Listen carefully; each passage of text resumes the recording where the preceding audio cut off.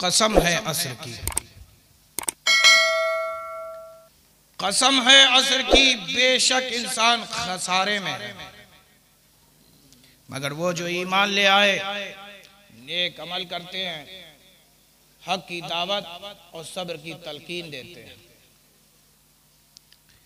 ये उस आयत करीमा का आपने मुकम्मल तर्जुमा समाअत फरमा लिया कि जिसकी अभी तशरीह बाकी है,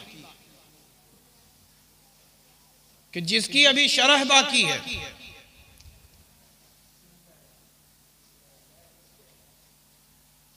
कसम है असर की,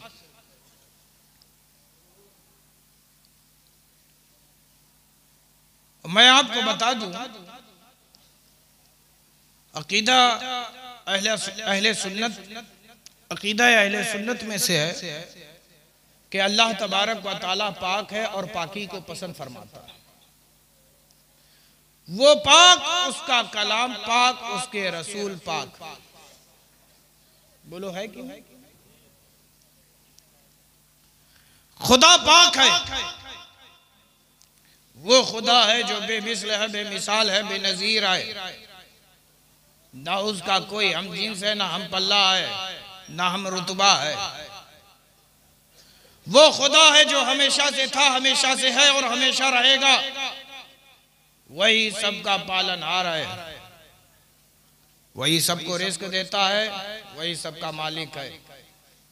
इस दुनिया का भी मालिक वही है, उस दुनिया का मालिक भी वही है। वो रब्बुल आलमीन है। वो क्या है? रब्बुल आलमीन है। उस रब्बुल आलमीन ने कलाम फरमाया और उसका कलाम हर ऐब से पाक, हर शक व शुबा से पाक, और ऐसा पाक कि जो सुन ले वो भी पाक हो जाए। उमर जब तक कलाम पाक इलाही को सुने न थे तो कुफ्र के दलदल में धंसे हुए थे। सुन लिया तो साहिब ईमान हो गए। तो ये वो कलाम है कि इसका सुनने वाला, इसकी तिलावत करने वाला ईमान हासिल कर लेता।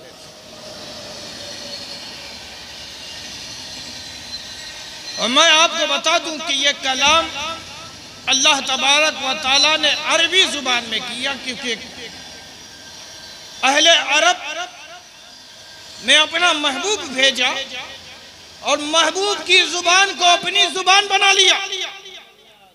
यानी महबूब की पसंद को खुदा ने अपनी पसंद, महबूब की जुबान को खुदा ने अपनी जुबान बना लिया।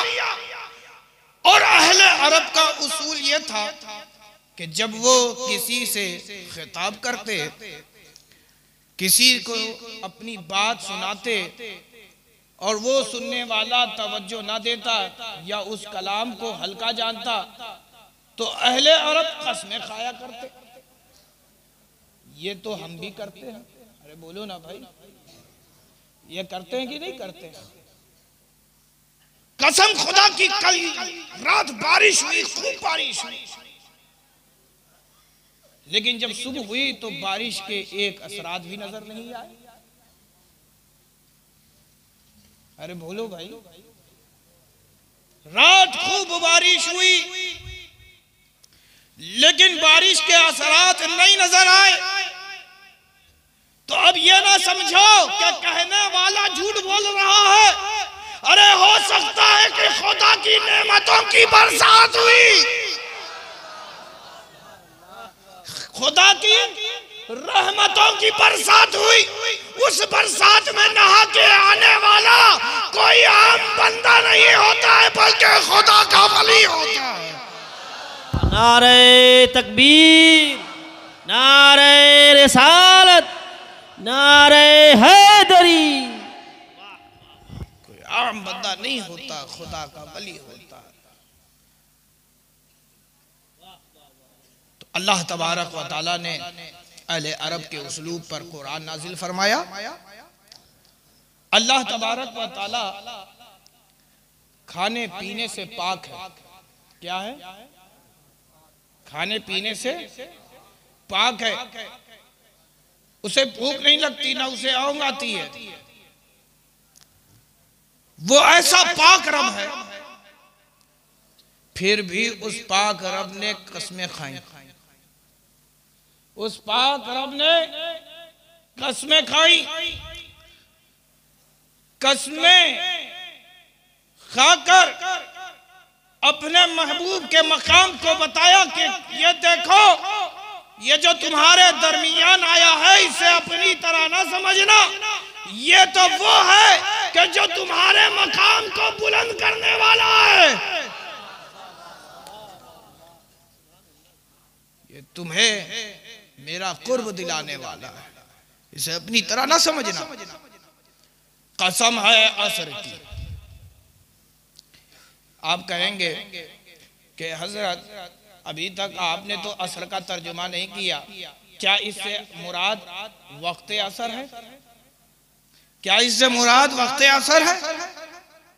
असर के वक्त जो नमाजें पढ़ी जाती हैं, क्या वो मुराद है? बाज़ मुफस्सिरीन किराम का यही कौल है। वो ये कहते हैं कि असर से मुराद वक्त असर ये वो वक्त होता है कि जिस वक्त आपके अमाल बारगाहे इलाह में पेश किए जाते हैं और एक नए कागज पर आपके अमाल को दर्ज किया जाता है। एक नए वर्क पर आपके अमाल को दर्ज किया जाता है अगले दिन पेश करने के लिए। हदीस शरीफ में आता है कि अल्लाह तबारक व तआला के हुजूर वो फरिश्ते जो मुकर्रर हैं लिखने के लिए, वो बारगाहे इलाही में पेश करते हैं। अल्लाह तबारक व तआला जिनके अमाल को पसंद नहीं फरमाता, उनके अमाल को उन्हीं फरिश्तों के हवाले कर देता है और कहता है कि ले जाओ इस बंदे के अमाल को इसके मुंह पे मार दो, गोया के इंसान खसारे में। इबादतें की, सजदे किए, रुकू किए, नेकियां की, भूखों को खाना खिलाया, प्यासों की प्यास मिटा दी, लेकिन खुदा को पसंद ना आया तो अल्लाह तबारक व तआला चाहे तो उन अमाल को तुम्हारे मुंह पे मार दे। खुदा की कुदरत चाहे तो उन सजदों को कबूल कर ले, लेकिन ये रब की माने मुराद नहीं हो सकती। क्यों? क्योंकि अल्लाह तबारक व तआला ने बाज इंसानियत का जिक्र नहीं किया कि बाज इंसान खसारे में है और बाज फायदे में नहीं। जितने इंसान तुम देख रहे हो, हर एक इंसान खसारे में है, हर एक इंसान खसारे में है, हर एक इंसान खसारे में है। ये पूरी इंसानियत से खिताब हुआ। इस आयत के एक पहलू ये है, हर सिक्के के दो पहलू होते हैं। आपने सिक्का देखा होगा तो उसके तरफ दो तरफ छपाई होती है। ऐसा होता है कि नहीं होता है? आप लोग तो बहुत खेल कूद में माहिर हैं और क्या कहते हैं उसको, टॉस करते हैं। हेड आया तो तुम्हारा, टेल आया तो हमारा, चित और पत ना। तो इस आयत के भी दो पहलू हैं। एक पहलू तो ये कि सारी इंसानियत से खिताब, और फिर आगे अल्लाह तबारक व तआला ने फरमाया इल्लल्लज़ीना आमनू, मगर वो लोग जो ईमान ले आए, मगर वो लोग जो ईमान ले आए।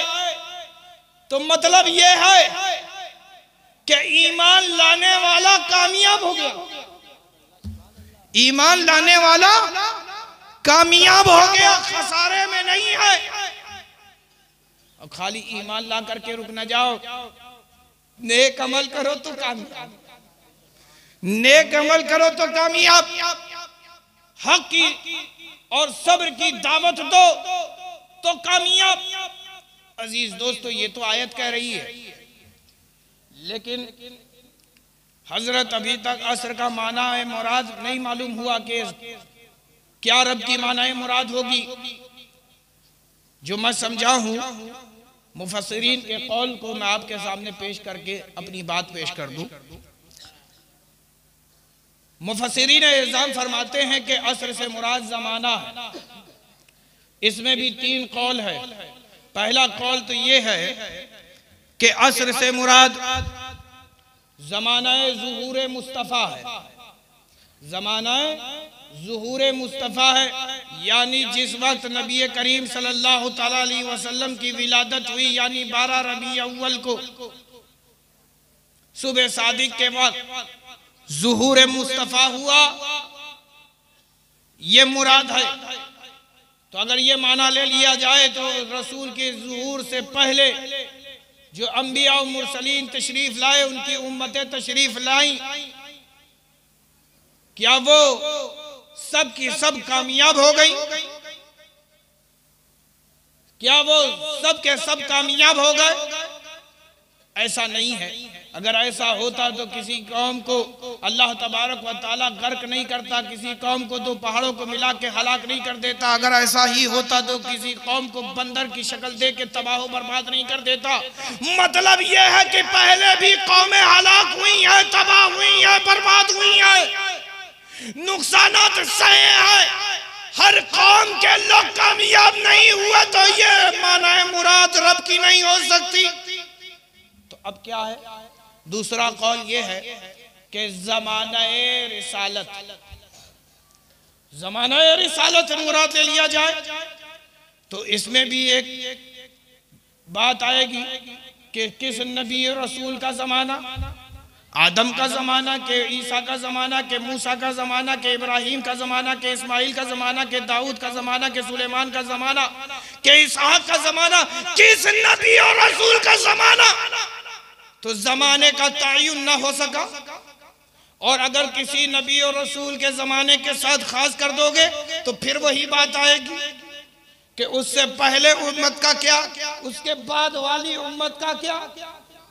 तो बात ऐसी की जाए कि आदम से लेकर आखिर बनी आदम तक, आदम से लेकर आखिर बनी आदम तक हर एक इस खिताब में शामिल हो जाए, हर एक इस खिताब में शामिल हो जाए। आदम भी उसी सफ में हो और आखिर बनी आदम भी उसी सफ में हो। एक ही सफ में खड़े हो गए महमूद और अयाज, ना रहा कोई बंदा, ना रहा कोई बंदा नवाज।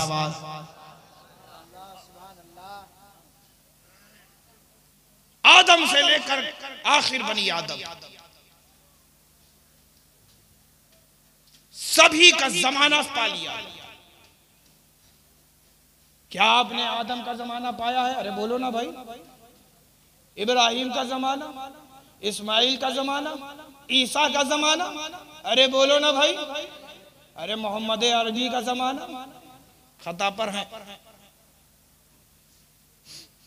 यहां खता पर है, यहां खता पर है। अब आप कहेंगे कैसे?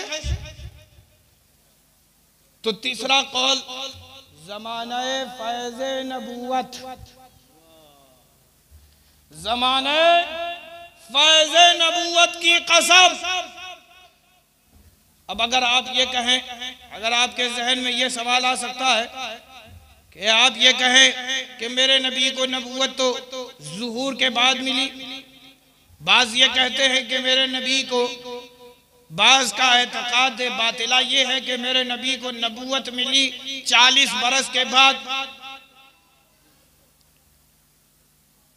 तो मैं बता दूं, अल्लाह के नबी सल्लल्लाहु तआला अलैहि वसल्लम ने इरशाद फरमाया, जब नबी से पूछा गया है महबूब आपको नबूवत कब मिली, तो अल्लाह के रसूल सल्लल्लाहु तआला अलैहि वसल्लम ने इरशाद फरमाया, कुन्तु नबी व आदम व बैनल माए व तीन, मैं उस वक्त भी नबी था जब आदम आबो गिल की मंजिलें तय कर रहे थे। कुन्तु नबी व आदम बैनल रूह वल जसद, मैं उस वक्त भी नबी था जब आदम रूह जिस्म की मंजिलों के दरमियान थे। नबी करीम उस वक्त भी नबी थे जब आदम को वजूद भी ना मिला था, कायनात तशरीफ में, कायनात में तशरीफ भी ना लाए।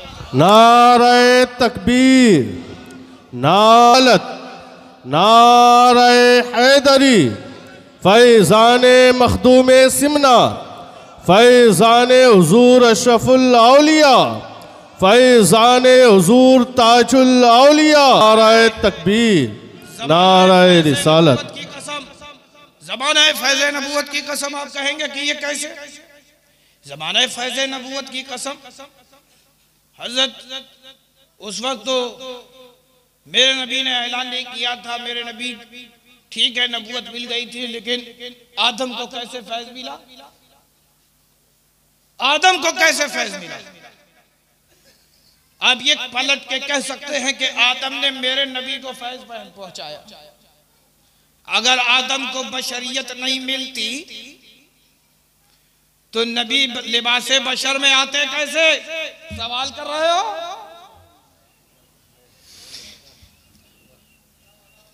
बात समझ में आई?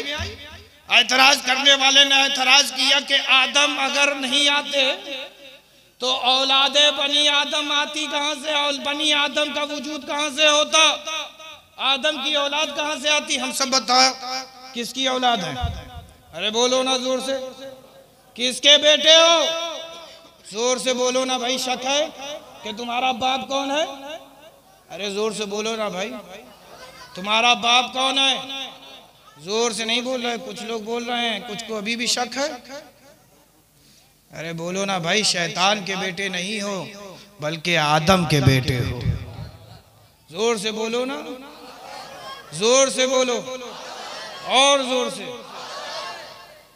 आदमी आदम से है, आदमी आदम से है, तभी दम में दम है। आदमी आदम से है। ऐतराज किया कि आदम को अगर बशरियत नहीं मिलती, अबुल बशर ना होते तो कैसे लिबासे बशर में अल्लाह के रसूल आते? कोई एक भी कह सकता है कि मेरे नबी को बशरियत मिलने में जो फैज मिला है वो आदम का मिला है। मैं यहीं पर एक बात कहना चाहता हूं, एक नुक्ता सुनोगे भाई? कौन सुनेगा? नहीं, हाथ उठा के बताओ, सुनने वाले हाथ उठाए। हाँ माशाअल्लाह। अजीज दोस्तों, बस यहीं पे मैं बात अपनी रख दे रहा हूं।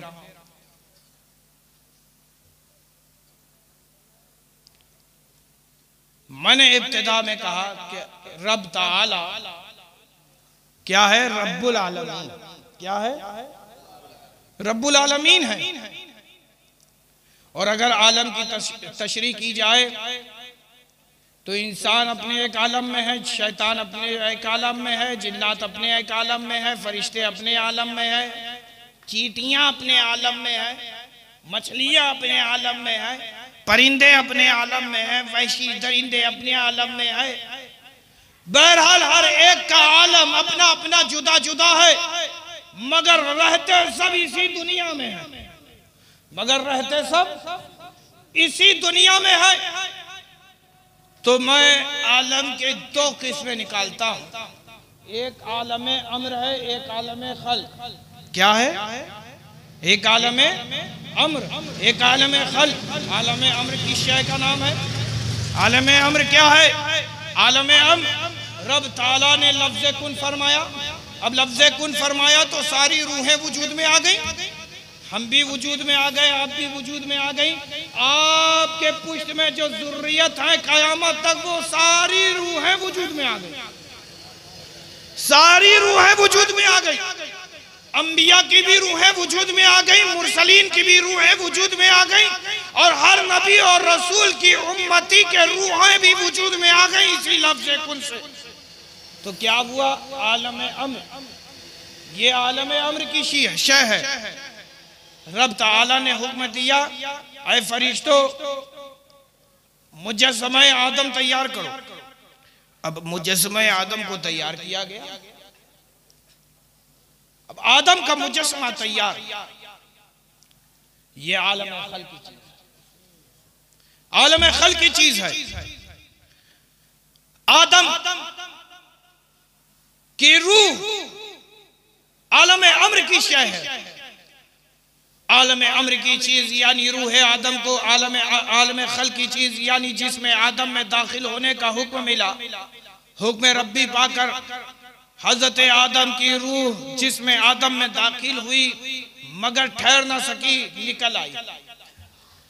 फिर हुक्म हुआ दाखिल हो जा, दाखिल हो गई निकल गई, दाखिल हो गई निकल गई,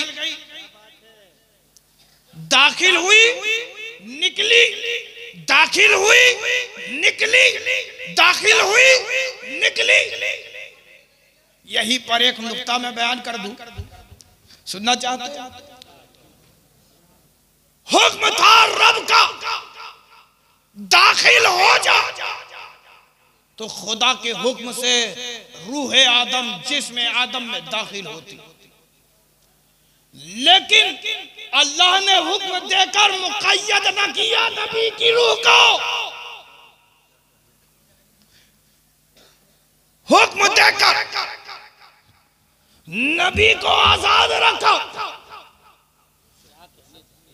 तवज्जो, हुक्म देकर नबी की रूह को आजाद रखा, तभी तो अपने इख्तियार से नबी की रूह बाहर निकल आ रही है, नबी की रूह बाहर निकल आ रही है।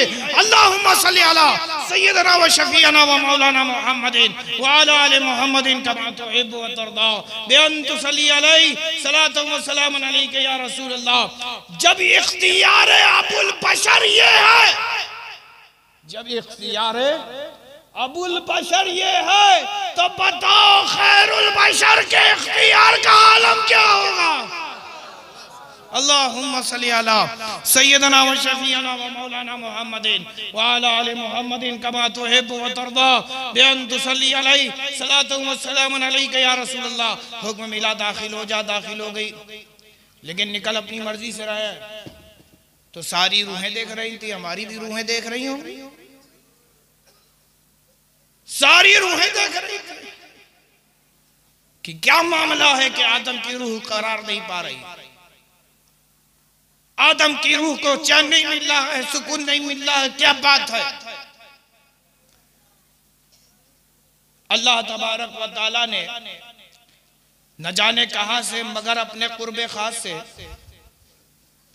मगर अपने कुर्बे खास से एक नूर मुंतकिल किया आदम के जिस्म की पुष्ट में। अब हुक्म मिला कि ऐ आदम जिसमें आदम में दाखिल हो जा। अब हुक्म पाकर रूह आदम जिसमें आदम में जो दाखिल हुई तो निकली नहीं, निकली नहीं, निकली नहीं।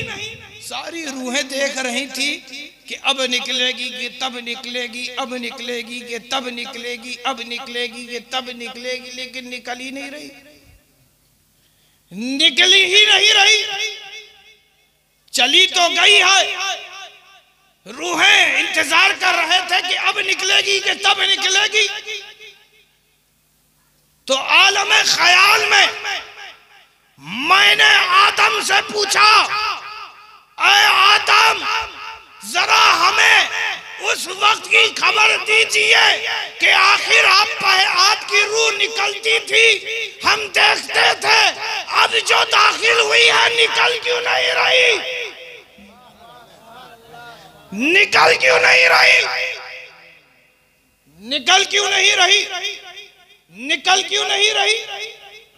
तो आदम की रूह ने आलमे ख्याल में मुझे जवाब दे दिया, कहा वो निकालने वाली जाति कब थी? वो निकालने वाला नहीं बल्कि दिलों को दिलों से मिलाने वाला आ गया है, जिस्म को जिस्म से मिलाने वाला आ गया है, रूह को जिस्म से मिलाने वाला आ गया है। जब हमें ऐसा मिलाने वाला मिल गया तो अब निकलने का नाम ही ले रहा हूं। बेशक नाराए तकबीर, नाराए रिसालत, नाराए हैदरी, इख्तियारात मुस्तफ़ा। अच्छा, एक जवाब अकली भी सुन लीजिए, जवाब मिसाली इसे कहते हैं कि मिसाल देकर अपनी बात साबित कर लेना। ठीक है ना भाई? सुनना चाहते हो भाई? आपको पकड़कर किसी दरोगा ने जेल में डाल दिया, अल्लाह ना करे, मगर डाल दिया, और वो काल कोठरी है, सूरज की एक किरण भी अंदर नहीं आ रही, न दिन का पता न रात का पता, आप सुकून से रहोगे? अरे बोलो ना भाई। पागल हो जाएगा इंसान, वहां से निकलना चाहेगा इंसान। तो मालूम ये चला कि इंसान अपने बाप पर की अदाओं को अपनाए हुए है कि जब अंधेरा देखता है तो घबराता है, और जब उजाला मिल जाता है तो वहीं ठहरने का दिल करता है। अजीज दोस्तों, तो इस जिस्म में अंधेरा था, आदम को करार ना मिल रहा था, बेचैनी थी, तो इसी बेचैनी में वो बाहर निकल आते। अब जब बाहर निकलते तो खुदा का नूर ही नूर, खुदा का नूर ही नूर, खुदा का नूर ही नूर। जिस्म के अंदर कोई नूर नहीं तो जिस्म में दिल न लगे, और जब इस जिस्म के अंदर नूर मुंतकिल कर दिया तो रूह को करार मिल गया, गोया के जीने की वजह मिल गई। अजीज दोस्तों, वो जात मोहम्मदी है कि जिसने अपने फैज से आदम को वजूद बख्शा, तो ज़माने फैज़ नबूवत की कसम। अजीज दोस्तों, अब आ गई बात कि जब सब जमाने वाले यानी भूतकाल, वर्तमान काल, भविष्य काल, माजी, हाल, मुस्तकबिल,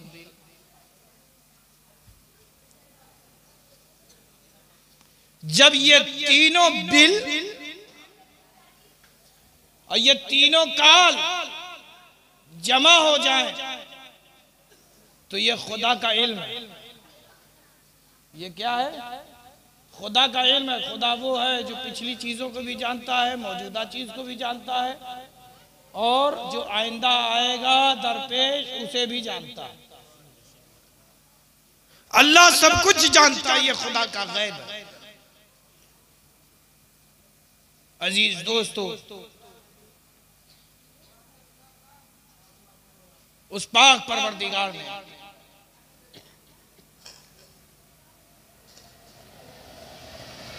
एक मर्तबा दुरूद पाक पढ़ें, अल्लाहुम्मा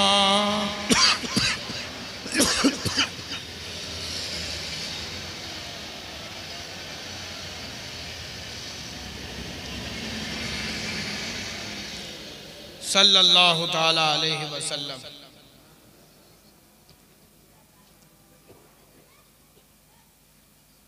इंसान खसारे में, भूतकाल का भी इंसान खसारे में था, वर्तमान काल का भी इंसान खसारे में है, भविष्य काल में जो इंसान आएंगे वो भी खसारे में होंगे।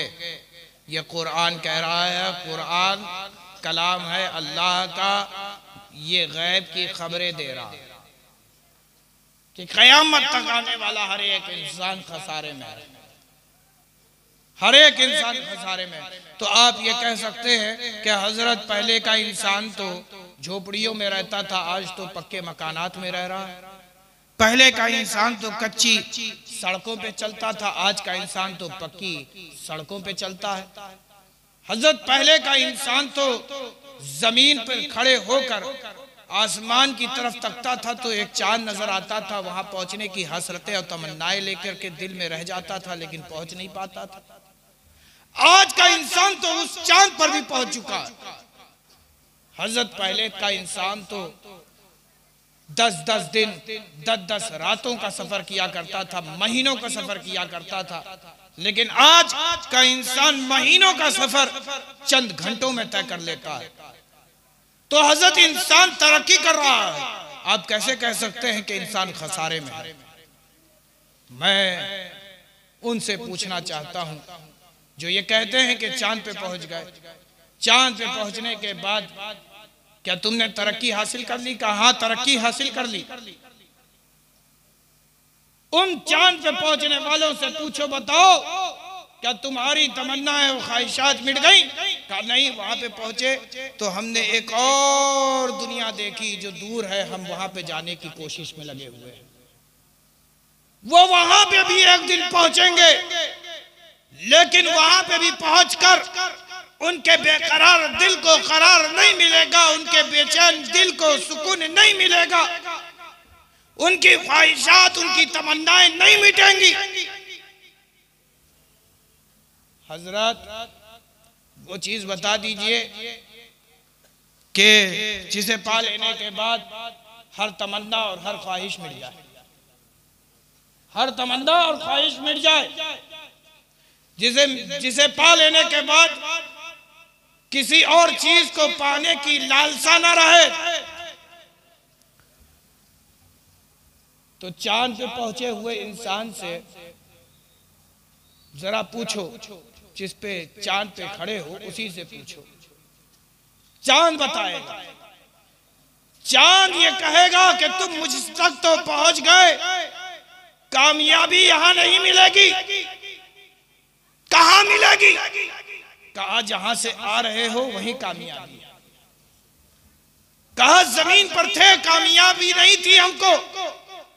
हर इंसान तो बुलंदी और मकाम चाहता है, हमें बुलंदी और मकाम न मिला तो चांद कहेगा, कहा है अक्ल के अंधो, सुनो तुम में एक ऐसा रसूल है कि जिसके इशारे पर मैं तो टुकड़े हो गया था, बस उसी के कदमों में भी जाओ, कामयाब हो जाओ। नारे तकबीर, नारे रिसालत, नारे हैदरी, खानदाने रसूल, नबी रे आला हजरत अशरफी। सुभान अल्लाह, सुभान। यानी नबी के कदमों में बिछ जाने का नाम कामयाबी है।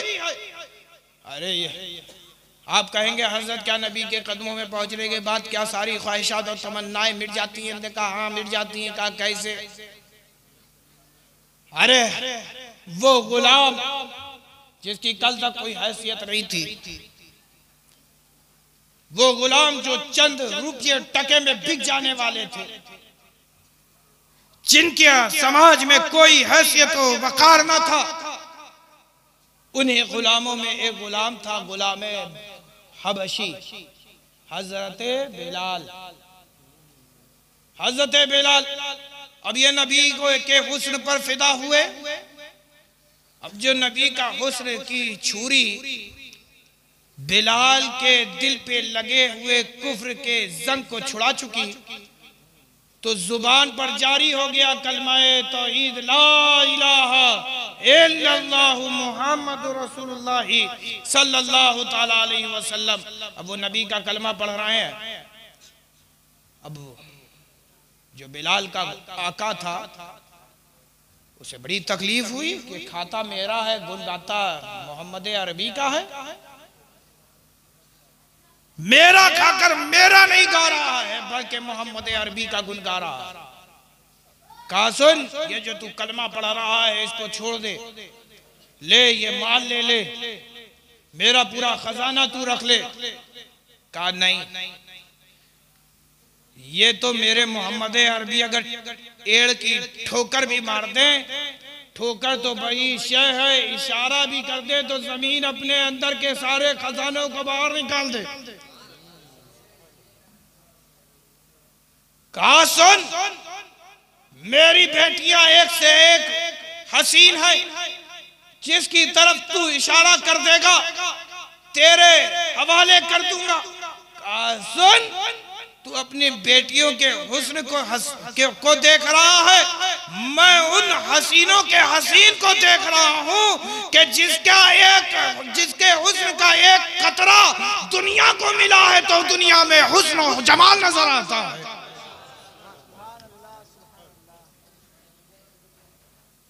मैं उस हसीनों के हसीन पर फिदा हो चुका हूं, ये कलमा ना छोड़ूंगा।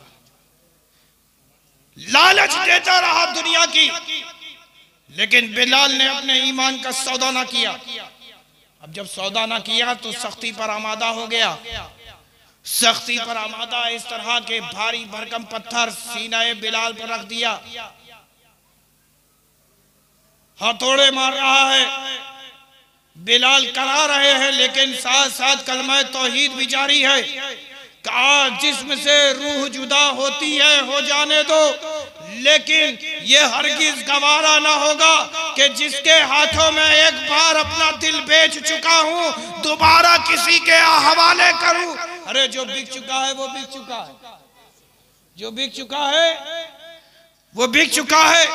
और क्या खूब किसी ने कहा, जब तक बिका ना था कोई पूछता ना था, तूने खरीद कर मुझे अनमोल कर दिया, तूने खरीद कर मुझे अनमोल कर दिया, तूने खरीद कर मुझे अनमोल कर दिया।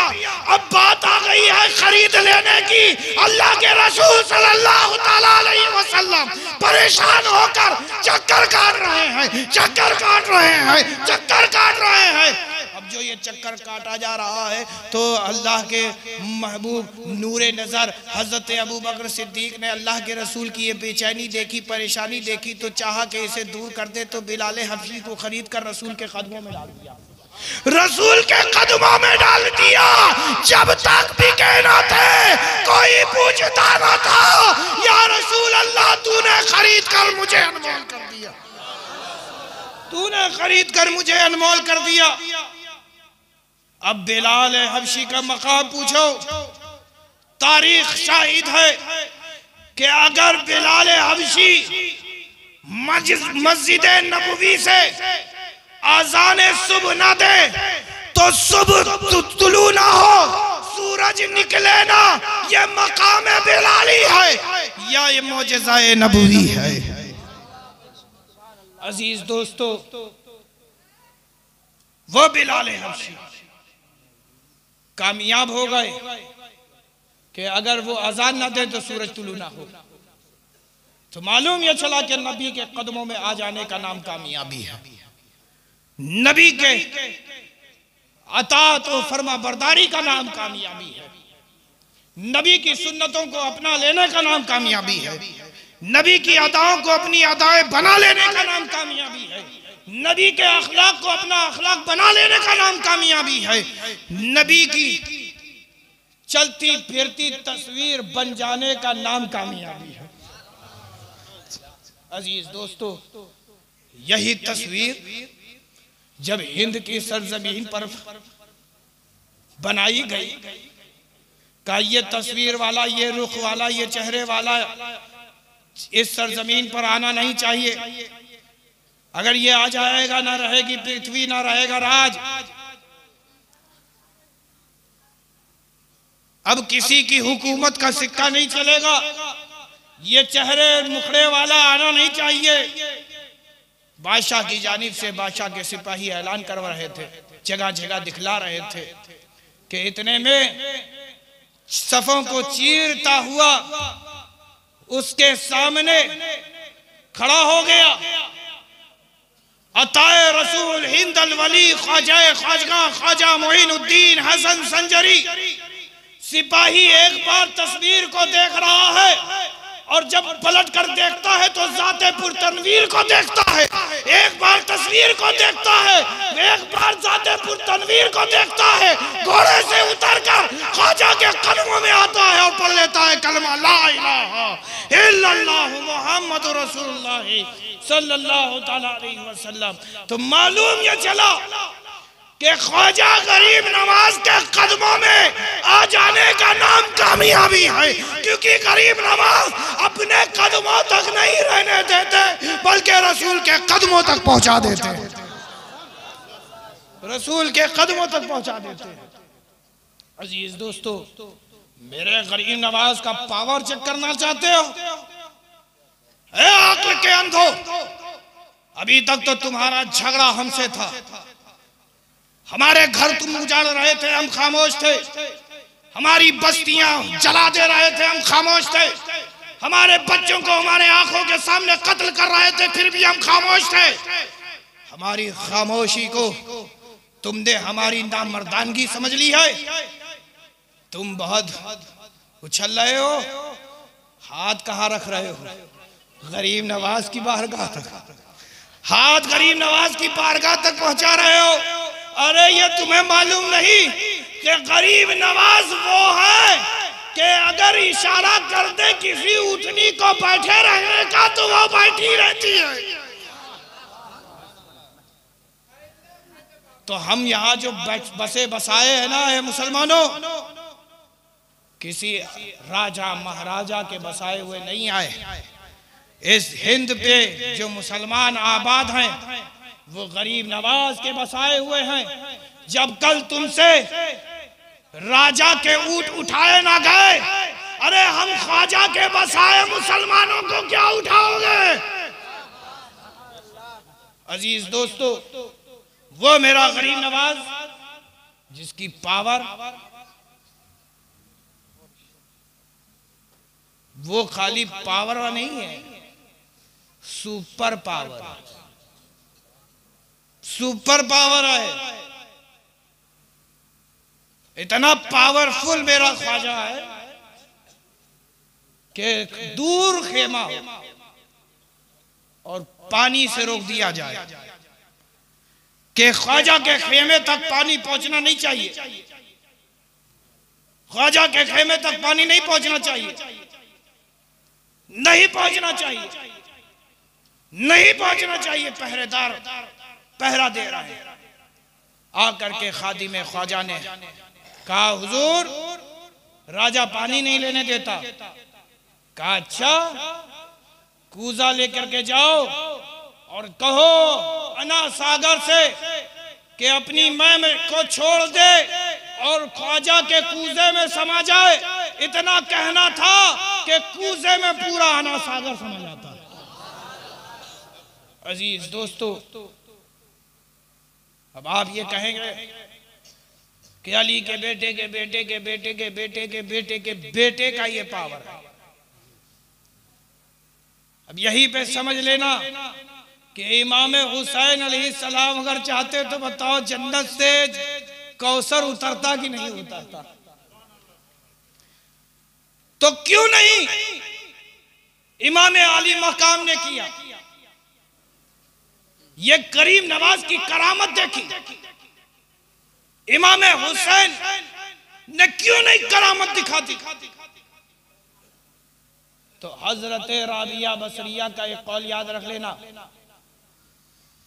इमाम आली मकाम इस्तिकामत पर थे, इस्तिकामत पर थे। हजरत राबिया बसरी फरमाती हैं कि अल इस्तिकामत फौकल करामत है, करामत पर इस्तिकामत भारी है, यानी मेरे ख्वाजा पर इमाम हुसैन भारी है।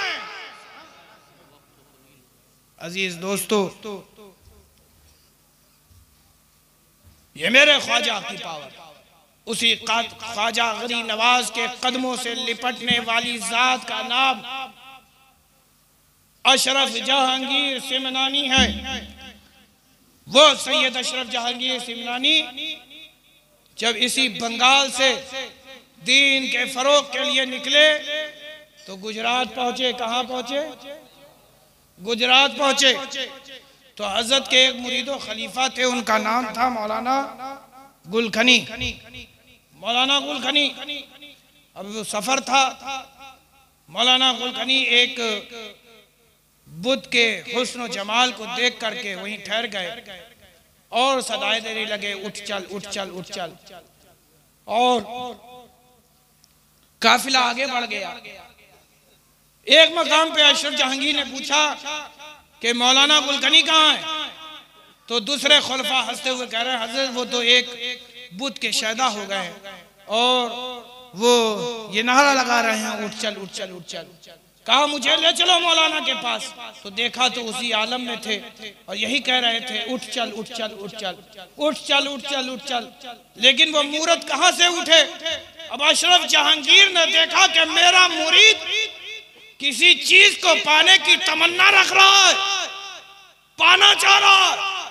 अशरफ जहांगीर को ये देख के गवारा ना हुआ कि वो चीज उसके हाथ में आ नहीं रही है, तो अशरफ जहांगीर को जलाल आया। आपने उस मूरत की कानी उंगली को पकड़ा और कहा, सुन, उठ, चल। इतना कहना था कि मूरत में जान आती है, वो उड़ती भी है, चलती भी है, और मौलाना गुलखनी से उसका निकाह भी होता है, औलादे भी होती है। नारे तकबीर।